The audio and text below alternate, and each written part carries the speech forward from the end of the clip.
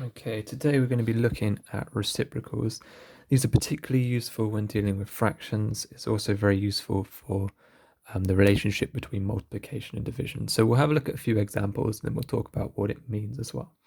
Okay, so there's two ways of thinking about reciprocal. Okay, the first one, or both of the ways always work.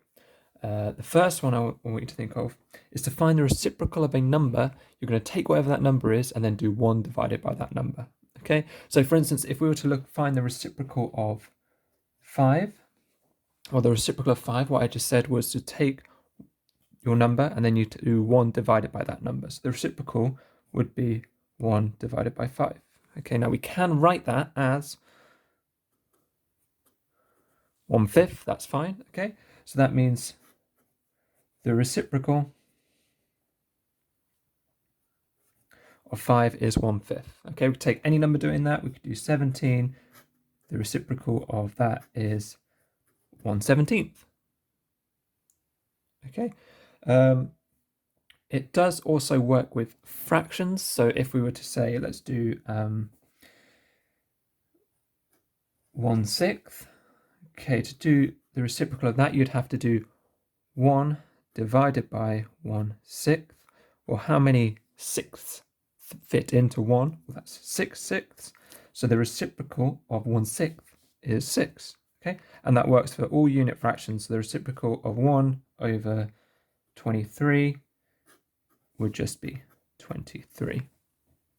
Okay, so I've done how many 1/23 go into 1? Well, the 23 of them would go into 1. Okay, so that's the first way of thinking about it. You want to take 1 and divide whatever your number is. Do 1 divided by whatever your number is, and that'll give you the reciprocal. Okay, that will always work. Okay, can get a bit tricky when we have nasty fractions. That's why I'd like to introduce a second way of thinking about it. And this way of thinking about it requires you to put it into the form of a fraction. Okay, so let's say we're looking at the reciprocal of 3. Okay, now, using our previous knowledge here, we could do 1 divided by 3. We know this is going to be a third. Okay, the way I want you to think of this is, what's the easiest way of expressing 3 as a fraction? Well, you could express it as 3 over 1, or 3 divided by 1, which gives you 3.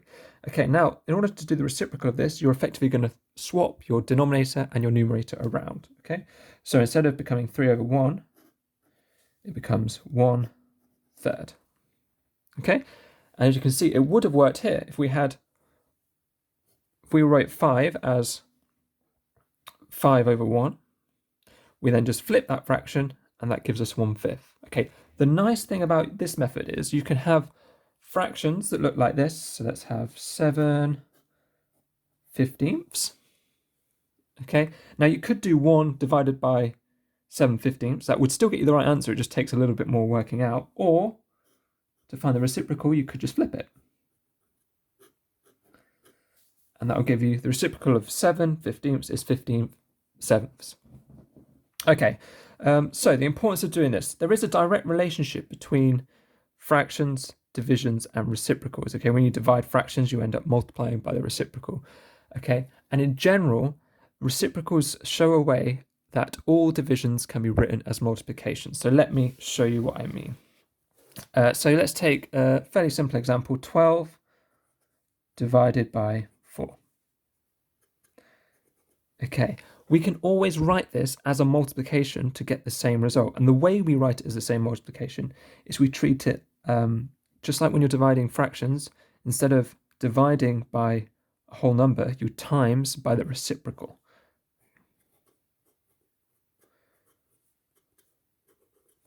Okay, so timesing by the reciprocal here is the same as doing the division. Okay, so that's part of the reason why when you do order of operations and with BIDMAS, you do multiplication and division from left to right, because you can effectively write them as the same thing.